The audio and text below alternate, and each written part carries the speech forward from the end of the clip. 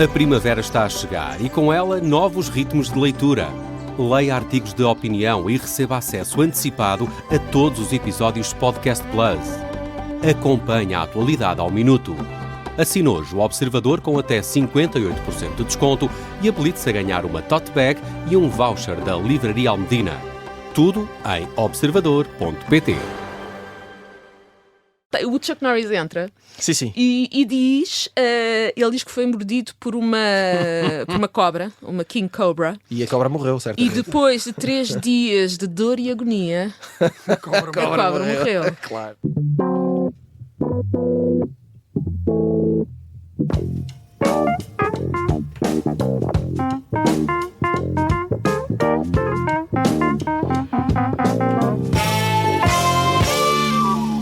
Sejam muito bem-vindos a mais um pop-up e preparem-se para isto. A força delta da cultura popular radiofónica portuguesa com Maria Ramos Silva, Bruno Vieira Amaral e esta semana com a Joana Stichini Vilela. Porque também. o Pedro Buxeri Mendes está desaparecido em combate. Ixi, não tinha... Quer dizer, confesso, pensei, achei, não vou por aí. O Bruno antecipou-se. Obrigado, Bruno. Obrigado. Estou cá para isso, meu amigo. por seres Podes ter quem olá? és. Olá. Obrigado, Joana, por Olá, teres vindo só aqui isso. a este programa. Não há mais Eu não nenhum fiz filme. nada. Mais Não outro fiz filme. nada ao Pedro. Outro filme do Podes Chuck dizer. Norris que possamos aplicar à Joana. Para o caso não terem reparado, esta semana vamos falar sobre filmes de porrada, rangers na televisão, clubes de vídeo, memes da internet, tudo à conta de, exatamente, Chuck Norris. Não sei se estavam a par, mas Chuck Norris era mestre de karaté.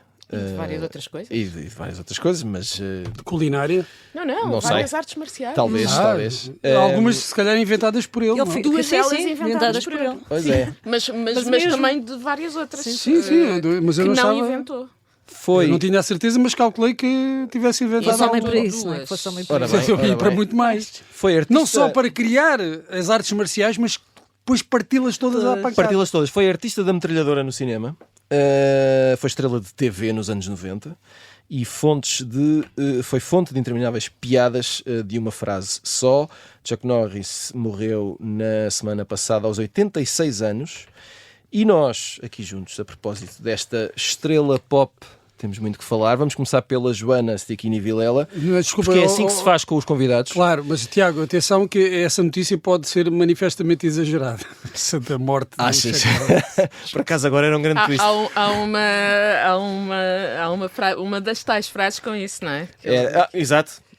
Já lá vamos. Não vamos spoiler. Joana, eu quero acima de tudo começar por perguntar-te, até porque quando foste arregimentada para esta conversa, foste informada do tema, Chuck Norris, ficaste na dúvida, eu senti, o que é que eu vou dizer sobre Chuck Norris? E por isso mesmo eu queria começar por te perguntar se Chuck Norris fez, de alguma forma, direta ou indiretamente, parte dos teus anos 80 e 90 e que associação imediata fizeste ao ouvir o nome dele nestes últimos dias? Olha, eu devo dizer que fiquei na dúvida, porque eu sei tanto que eu não sabia o que havia de escolher. Mas já sabias que sabias ou percebeste disso na preparação exaustiva que fizeste para este programa? Pronto, isto que eu disse agora foi inventado. Ok, eu vi logo. Bom, mas posso dizer que ao preparar-me, posso dizer que descobri que Chuck Norris, o seu nome de batismo é Carlos. Carlos Rei. Que era o nome do Não Rei pastor, Carlos. Não. do pastor, ele era Batista, e era o nome do pastor de quem o pai dele gostava. Pá, isto é bom quando há pessoas neste programa que Sabem fazem, coisas de não facto. fazem investigação, Sabem coisas. pesquisam. Agora, coisas que me vêm quando tu me disseste Chuck Norris e eu de repente estava a passar em frente à televisão, fim de semana, SIC, sábado à tarde, talvez, já não sei bem, pontapés e uma barba assim, arruivada. Por vezes bigode, mas a maior parte das vezes barba. Barba e sim, assim sim. um cabelo com um brushing. Certo. Muito bem. E depois, pensando de forma mais aturada sobre isto e pensando no que poderia ter alguma utilidade para as pessoas que estão a ouvir, pensa, como é que eu sei isto, não é? Porque eu acho que nunca vi, isto era o Walker, o Ranger do Texas, que passou na SIC durante bastante tempo. Eu acho que nunca vi um episódio do princípio ao fim, acho que nunca vi um filme do Chuck Norris, porém, sei perfeitamente quem é o Chuck Norris, sei o que é que ele simboliza. Sabes o que é que ele fazia, não é? Sei o que fazia, Exato. sei isso tudo. E porquê? Porque isto, estamos a falar, eu em particular, dos anos 90, e embora ele tenha começado bastante antes, e que é a última década da cultura única. E isto é interessante, que é, com a internet acaba a cultura única, mas a cultura única, todos nós, víssemos ou não víssemos, sabíamos que aquilo existia, que aquilo estava a acontecer. Estas pessoas tornavam-se símbolos que faziam parte das nossas vidas. Quer dizer, tem o seu valor ou não. Quer dizer, o facto de eu saber que é o Chuck Norris se calhar não acrescenta muito à minha vida. Mas acrescenta um lado de no fundo, de comunidade, de termos vivido um tempo comum, que é uma coisa que enfim, seria uma longa conversa, mas que se foi perdendo, embora não tenha um discurso apocalíptico sobre isto, mas que era muito, muito presente, não é? Toda a gente sabia, por exemplo, na nossa infância e juventude, quem era o John Wayne, não é? Coisas desse género. Eu lembrei-me ontem estava aqui a pensar, o Cousteau, o Jacques Cousteau. Todos nós sabíamos quem era o Jacques Cousteau. Não sei como é que o filme do Wes Anderson, o Life Aquatic, vai ser visto por futuras gerações. Claro porque que aquilo provavelmente não vão ter ideia nenhuma não sobre... vão perceber nada Sim. de uma série de textos e subtextos que estão ali. E portanto, o Chuck Norris para mim é isso, é um grande símbolo É um símbolo dessa tal cultura desse única, tempo, não é? dessa cultura, e também uma pessoa que foi acompanhando os tempos, não é? Do cinema para a televisão e por aí fora. Certo. Maria Ramos Silva, esta questão da cultura única, que obviamente terminou já há vários anos, não é? Foi por isso que os filmes de porrada e de tiro... Pode-se dizer essa palavra na Rádio Observador? Já disse 2 vezes. Acho que Mas vamos, pronto, A partir de agora não. tiros e bombas e socos nas trombas. Não, Pronto. mas repara, mas o Chuck Norris conseguiu, à sua própria revelia, depois transitar para Sim, sim. essa cultura estilhaçada, porque ele sem querer transformou-se num membro dele próprio. É não é? verdade, é verdade. Portanto, há toda uma geração que hoje conhece o Chuck Norris, provavelmente não viu o único filme do Chuck Norris, mas conhece-o graças a uma outra experiência cultural que já é através das redes sociais, não é? Totalmente, algo totalmente imprevisível, mas que aconteceu. Esses filmes, dos quais Chuck Norris foi apenas uma das estrelas, já vamos falar de outras, só tiveram sucesso, só resultaram precisamente porque havia a tal cultura única. Nós olhando hoje para esses filmes, não são todos péssimos? Não acho que sejam todos péssimos. Ou é um preconceito?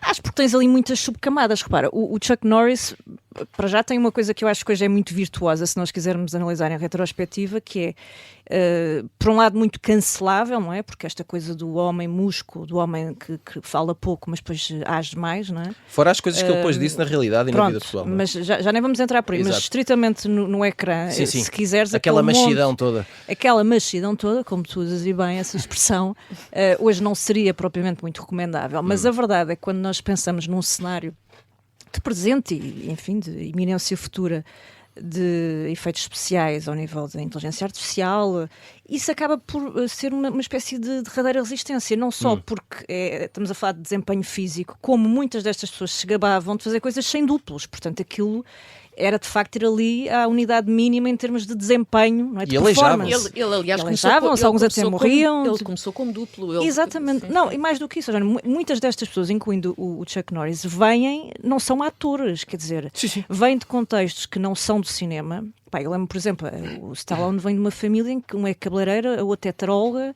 São pessoas que começam... É o quê? Taróloga? Eu penso que é o Stallone, que o pai é cabeleireiro e a mãe é taróloga. É assim portanto, nada disto tem a ver com erudição, grandes artes. Dava um estabelecimento único isso. Pronto, estas pessoas começam por fazer uma formação que é sobretudo mais atlética, se quiseres, e depois chegam ao cinema por força disso. Schwarzenegger foi igual, não é? Pronto, precisamente. Era culturista. A juntar ao facto todos estes nomes, e desde logo o Chuck Norris, porque ainda vem dos anos 70, não é? Começam por fazer parte de uma coisa muito interessante que era o Canon, que é o quê? Que é um subgrupo ali que está ligado à distribuição depois da Warner e tudo mais, que é só especializado em filmes de baixo orçamento. Portanto, isto é uma coisa chave na mão, não é? Isto é feito de propósito para custar pouco, funcionar muito bem, servir, não sei se na altura podemos falar de um blockbuster, quer dizer, não tenho noção de facto de quão visto isto era, mas de facto Yoram Globus e Menahem Golan, os grandes produtores. Aí está. Pronto, exatamente, porque se vem alguém dessa queria origem saber, também aqui está. israelita, que depois vem para os Estados Unidos, exatamente. O Senhor dos Anéis. Ou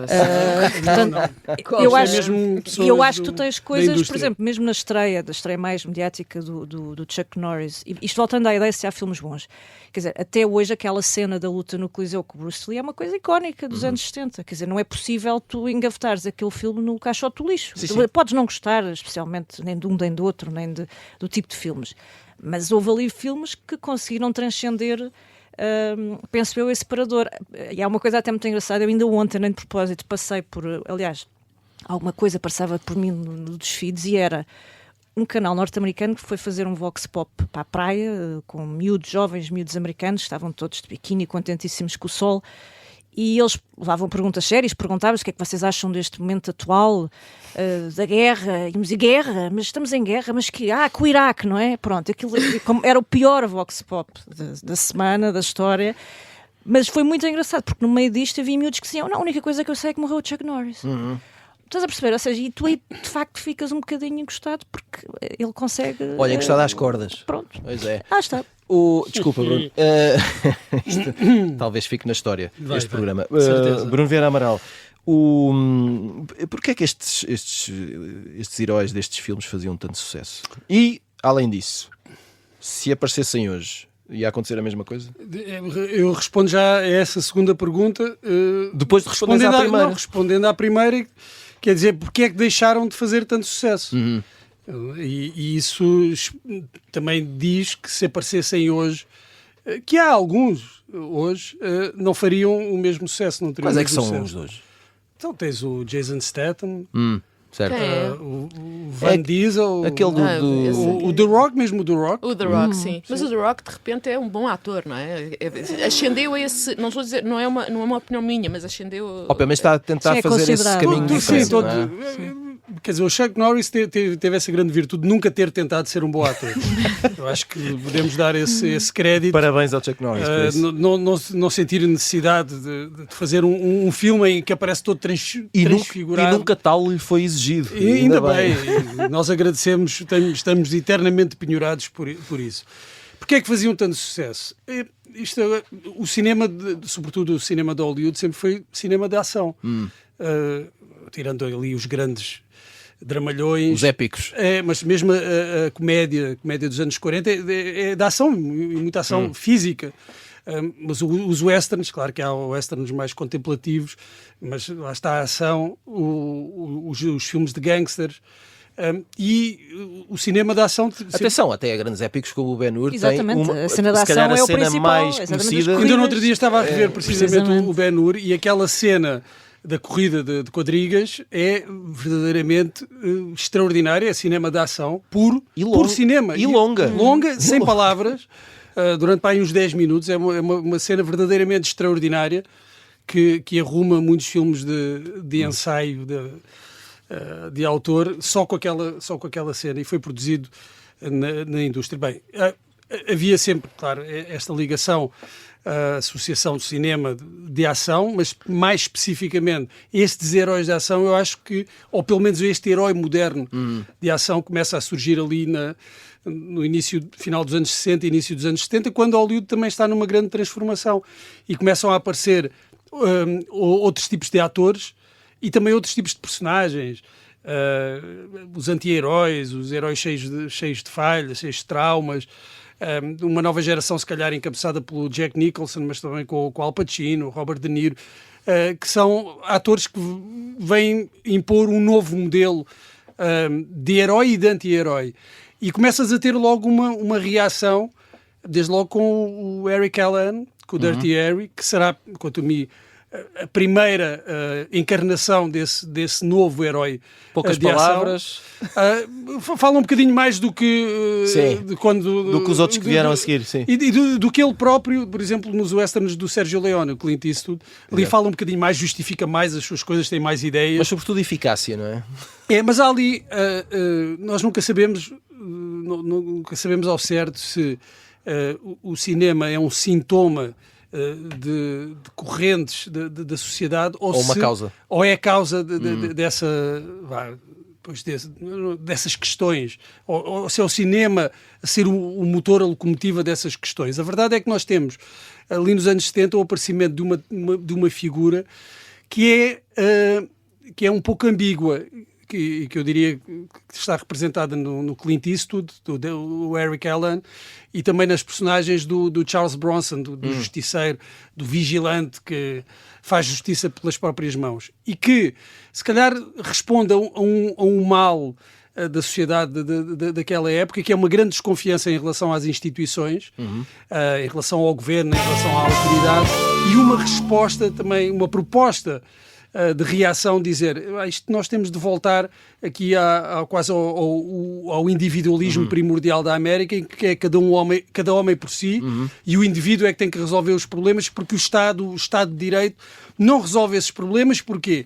Porque se sujeita a uma série de regras que o põe em desvantagem em relação aos criminosos, que por definição não tem. Tu agora estás a dizer regras. isso e eu estou a imaginar imensa gente hoje em dia a pegar nessa justificação e a investir num cinema parecido. Não, mas isso eu acho que explica em parte o sucesso desses primeiros. Ou mesmo numa vida parecida, não é? O cinema, pronto, não quer chegar tão longe. Nem quer falar disso, que é para não dar ideias a ninguém. A crítica a Pauline Kael do New York Times, ela escreveu que o Dirty Harry era um filme fascista. Não, quer dizer, isso dizia-se a propósito de muitos filmes e de muitas coisas nos anos 70. Eu não vejo exatamente como um filme fascista, porque será mais até libertário do que fascista, porque o que ele propõe não é que o Estado... Não são opostos, fascismo e libertarianismo? Não são... Quer dizer, são opostos. Por isso mesmo é que eu acho que o filme é mais libertário do que propriamente fascista. Porque ele não propõe, quer dizer, um Estado musculado que resolva os problemas. O que ele diz é que o Estado de Direito tem uma série de limitações que impede depois de responder aos problemas de uma forma direta. E isso é preciso o indivíduo, o homem com a sua arma, o melhor amigo do Dirty Harry. Naquele caso, com uma arma. Com uma arma, que é o melhor amigo do Dirty Harry é a arma. E depois isso vai ter uma consequência nos filmes de ação dos anos 80, que também são muito associados à era Reagan.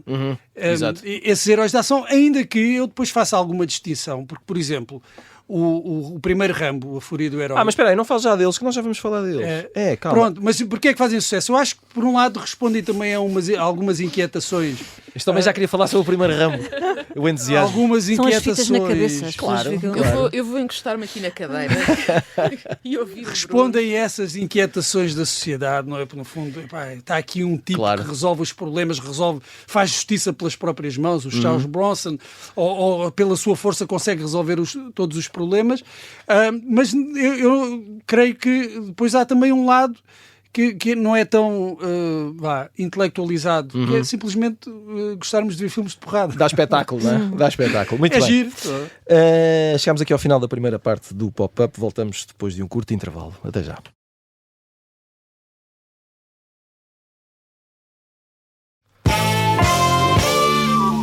Estamos de regresso ao Pop-Up com Maria Ramos Silva, Bruno Vera Amaral e esta semana com a Joana Stichini Vilela a fazer as vezes, ou a tentar fazer as vezes de Pedro Buxeri Mendes. Uma missão difícil. Não há nenhum filme do Chuck Norris com a palavra missão, pois não? Não, só mas fazer podemos ir para a Missão Impossível. Exato. Estamos aqui a propósito da morte de Chuck Norris. a falar sobre heróis de ação, machos na internet, chapéus de cowboy, etc. Joana Sequinho Vilela, estas coisas todas de ação e de chapéus de cowboy e machos e tal. Quando eu era garoto, o Chuck Norris estava muitas vezes nos pósteres dos clubes de vídeo. Clubes de vídeo, para quem nos ouve e não sabem o que são, eram sítios onde íamos alugar cassetes. Se fosse só uma noite pagávamos menos, se fossem 2 noites pagávamos, pronto, dependia. Se fosse um filme recente pagávamos mais. Enfim, é verdade. Bons tempos. Tornava escolher um filme uma decisão de vida ou morte, às vezes. E às vezes o que tu querias estava requisitado. E estava Ficavas à espera. Joana, tu foste, saindo aqui um bocadinho da ação e do Chuck Norris, tu foste cliente dos clubes de vídeo. Claro. Lembras-te disso? Guardas memórias carinhosas? Guardo ótimas memórias. Coisas privadas. Eu ainda estou aqui um bocado a recuperar daquilo que o Bruno disse há bocado. Há tantas ideias, tantas coisas. Não é fácil. E estou a resistir a ir por aí. Mas vou tentar enfiar aqui nos clubes Não de vídeo. resistas. Eu vi logo. Deixa-te ir, Joana. E há clubes de vídeo, claro que sim. Vamos lá ver. Olha, ainda há pouco falei da questão da cultura única. Não era isto, enfim, é um fenómeno vastíssimo, mas o que acontecia quando nós temos todos mais ou menos a mesma idade e lembramos-nos quando havia 2 canais de televisão, depois passou a haver 3, 4, pronto, havia pessoas que tinham acesso a coisas como televisão satélite e tal, eu nunca tive isso, ou antena parabólica, aquelas coisas, pronto, e depois lá veio o cabo, pronto, enfim.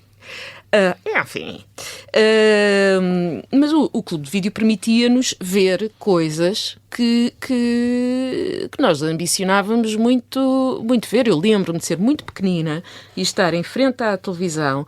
Ao final da tarde passava uma lista do que estava em cartaz no cinema. E eu tinha um papel e uma caneta a ver tudo o que era para maiores de 6 anos. E eu morava na parede onde só havia um cinema, que não era na parede, era em Carcavelos, que era o Atlântida Cine, que está a passar por um momento complicado, mas que espero que volte e do qual guardo grandes memórias e ótimas memórias. E então tudo o que passava ali, se houvesse um filme para maiores de 6 anos, eu tomava nota, ia ter com a minha mãe e dizia: mãe, há este filme para maiores de 6 anos, eu gostava muito de ir ver. Invariavelmente não íamos, que acho que era o que acontecia com a maior parte dos miúdos, e não é como hoje, que queres ir ver isto? Bora, vamos dar 800 filmes para crianças, aliás, isto vai ao encontro do que o Bruno estava a dizer, e íamos à procura desses filmes quando saíam finalmente no clube de vídeo, íamos com amigos, rachávamos o dinheiro, sim. sei lá, 200 escudos, 300 escudos. Tentávamos chegar a acordo. Depois víamos até ao fim e depois rebobinávamos para ver outra vez e depois tinhas de entregar rebobinada à cassete, claro. Atenção, era uma chatice. Rebobinar, para quem não sabe, é puxar para trás. Pôr na setinha para trás, que aquilo era uma fita. Be kind, please rewind. E havia os rebobinadores. Eu tinha um rebobinador. Olha, nunca tive. Mas os clubes de vídeo tinham. Nós comprávamos, quer dizer... Mas diz que aquilo estragava as cassetes porque era com muita força. Não, isso é porque não tinhas. Não tive. Mas olha... Eu tinha um que era um carro, um kit. Claro que tiveste, Bruno. E depois rebobinava só. Servia para aquilo. Claro. Bom, mas havia é uma coisa que deixou de existir. Existe, neste momento, que eu saiba, existe um videoclube em Portugal, em Montemoro Novo. Por acaso falaram, eu fui a Montemoro aqui há uns tempos e disseram assim: há ali um clube de vídeo, tem uma ótima curadoria, o senhor tem tudo. E esta ideia é muito interessante, e também tem videojogos. Esta ideia é muito interessante porque nós hoje em dia temos o streaming, não é? E não há um serviço de streaming, há não sei quantos. E às vezes queremos ver um filme super básico e não está em nenhum. E passamos horas à procura de qualquer coisa para ver. Aliás, quando finalmente chega a altura em que decidimos qualquer coisa para ver, já estamos cheios de sono e adormecemos. Porque há uma imposição daquilo que as pessoas do streaming, os chefes do streaming querem vender,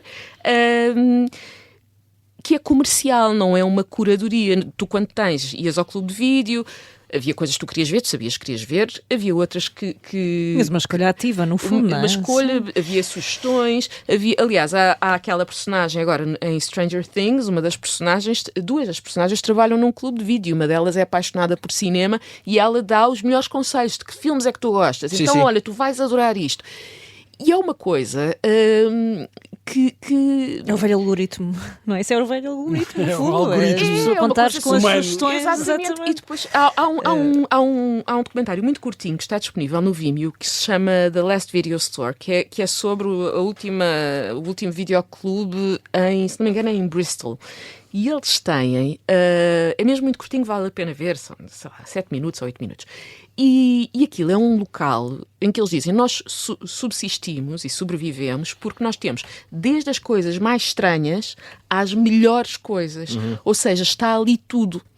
E as pessoas chegam cá e eles dizem que temos 5 vezes aquilo que está disponível na Netflix. E as pessoas chegam cá e perguntam o que é que eu posso ver? E eles sabem o que têm lá, dão esse conselho. E depois ele diz uma coisa muito engraçada, que é, ele diz, não há nada pior que aquele botãozinho nos serviços de streaming que diz próximo episódio em não sei quantos segundos. Sim, sim. Porque nós nem temos, ou próximo filme, porque nem há tempo para digerir. E então esta cultura tens o fast food, a fast fashion e tens os fast films, ou fast Exato. TV, ou em que as coisas, tu nem pensas no assunto. E há coisas que de facto não são para pensar, mas muitas outras... É bom poder conversar com alguém. Então, gostaste do filme? Não gostaste?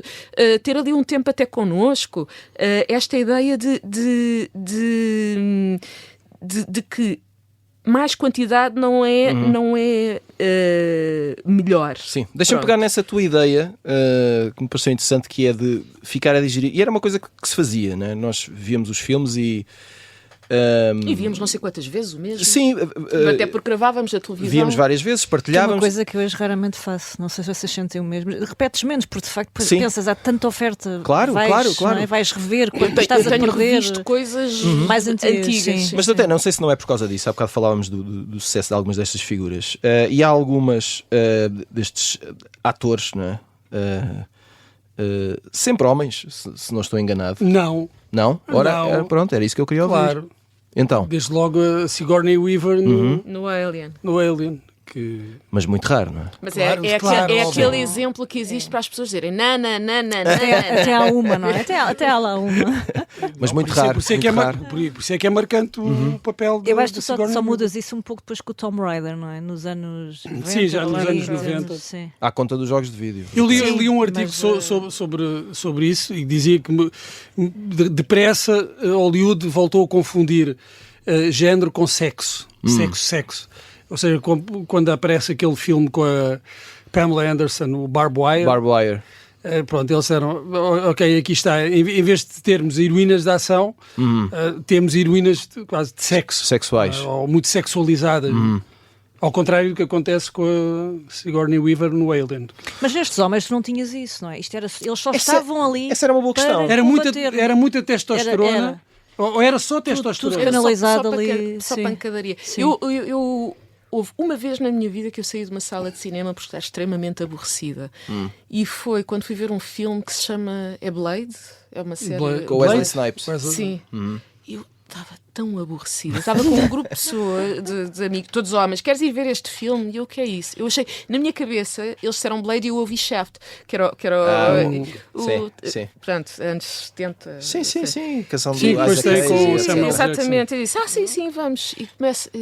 Pronto, aquelas E não era distrações. nada daquilo. A meio fui-me embora. Eu fiquei sentada à porta de cinema. E bem, mas Maria, nesses homens arrões todos, é possível fazer algum tipo de top de ranking? Eu lembrei-me de, além do Chuck Norris, de gente tão famosa quanto Arnold Schwarzenegger, não é? Sylvester Stallone, Jean-Claude Van Damme. Estes seriam os principais. Não sei se o Steven Seagal sim, depois entra aqui Claro nesta que campeonato ou entra, não. claro que Claro, olha entra. ele já a ficar. ficar- Claro, óbvio. Ficar nervoso. Não, vamos lá ver. O Chuck Norris, e nós há pouco falámos disso, nunca prometeu mais do que podia dar. Não é? E isso é fundamental. Não é? Isso é fundamental também para a carreira dele. E houve para alguns que prometeram, ou que quiseram, não é? Deram assim umas Pronto, pistas. mas de facto, vamos ser realistas.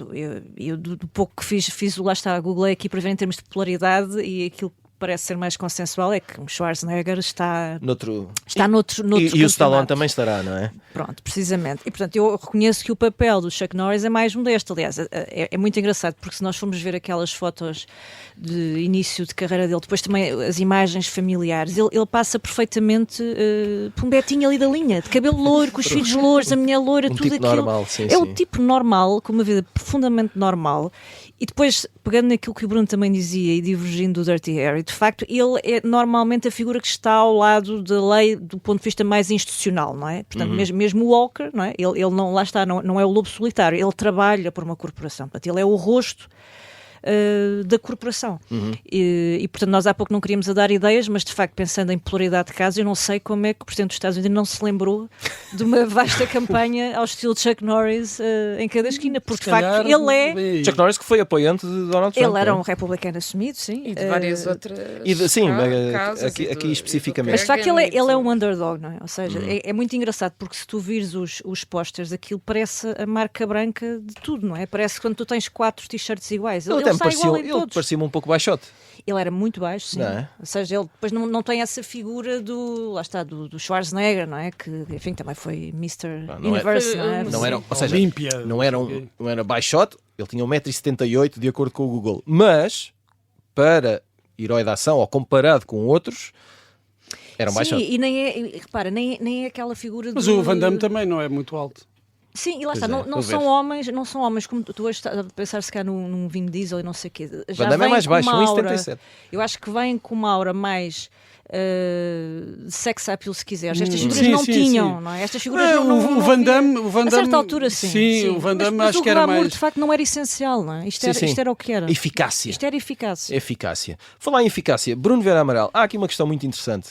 Uma das personagens, ou talvez a personagem mais popular de Chuck Norris, e isso bastou ver, por exemplo, pelos títulos do noticiário a propósito da morte do ator e homem de porrada, foi Walker, o Ranger do Texas, a série que esteve no ar entre 93 e 2001 e que, apesar de ser um péssimo símbolo de representação, foi...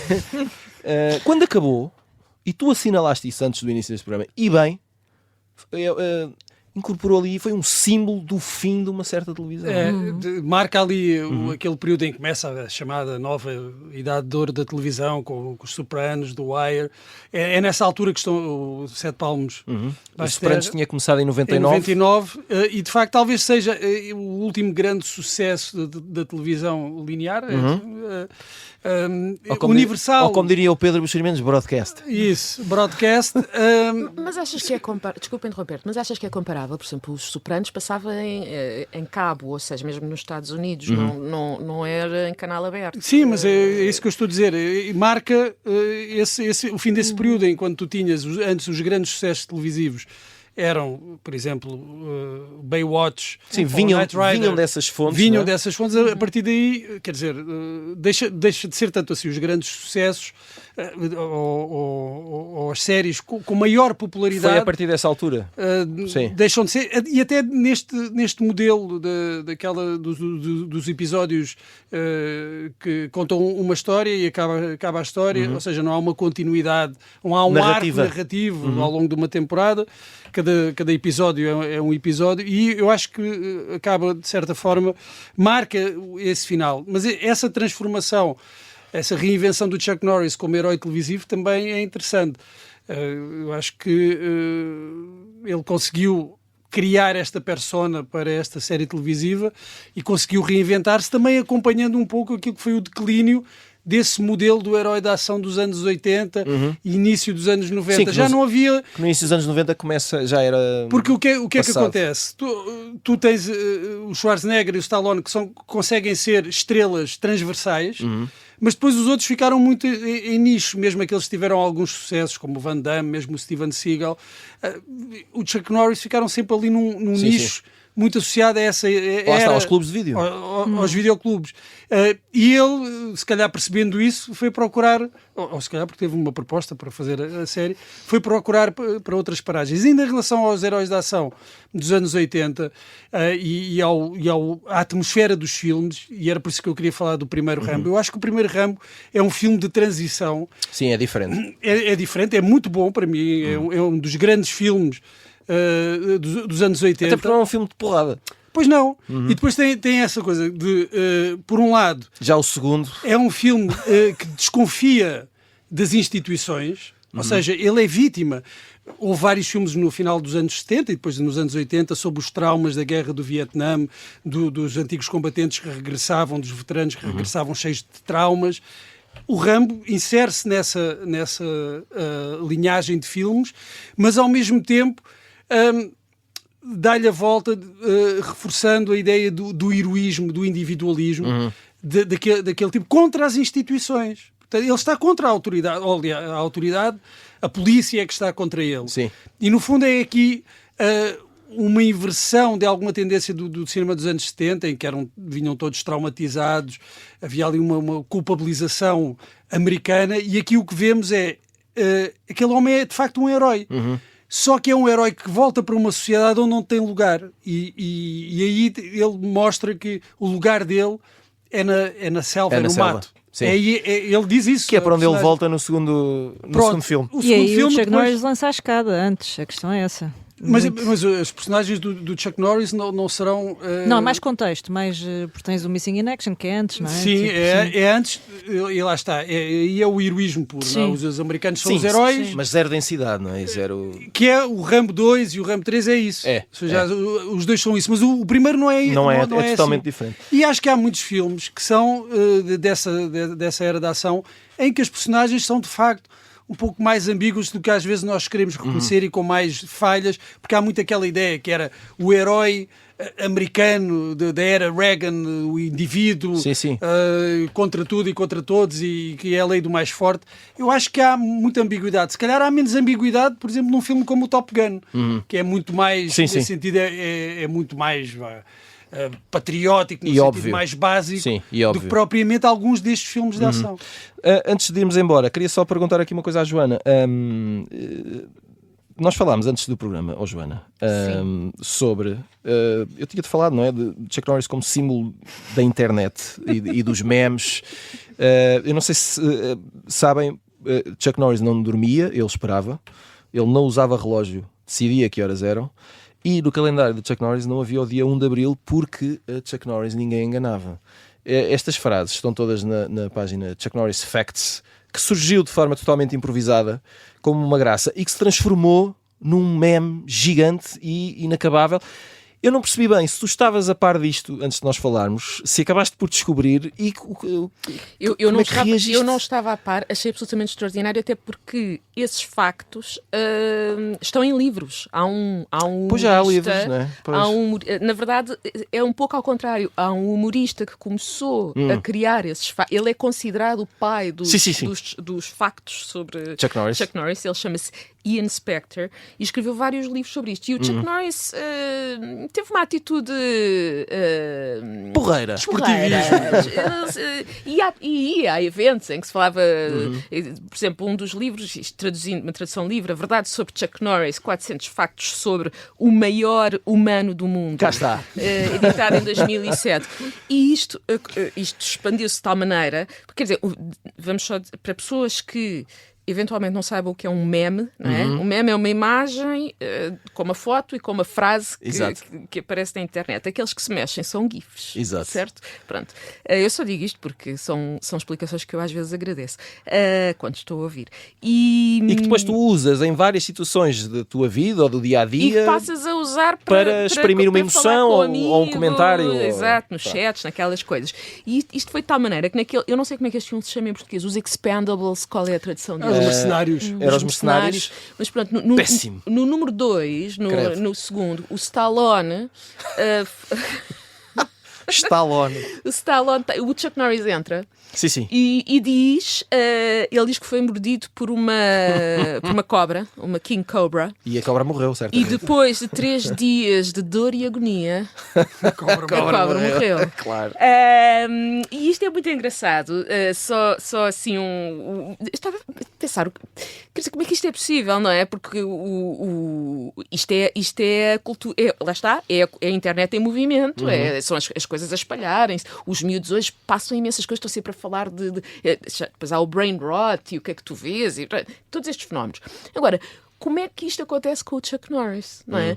E eu estava a pensar, é como se nós precisássemos sempre, é como se fosse quase uma figura mitológica, ele é quase um deus da cultura pop, um bocado ridicularizado, Sim. mas vai haver uma altura em que ninguém vai ter visto, eventualmente, os filmes do Chuck Norris, mas vai dizer...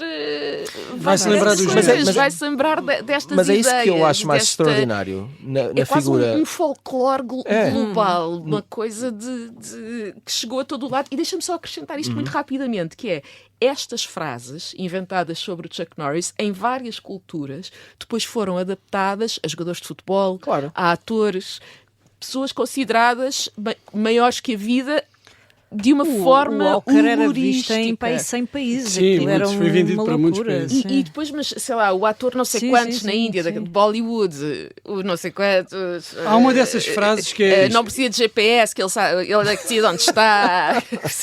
Uma das mais engraçadas que eu vi há uns anos, terei visto para aí há uns 10 anos, era uma fotografia do Chuck Norris e a dizer: a Alemanha rendeu-se a 8 de maio. Nesta data nasceu Chuck Norris. Coincidência?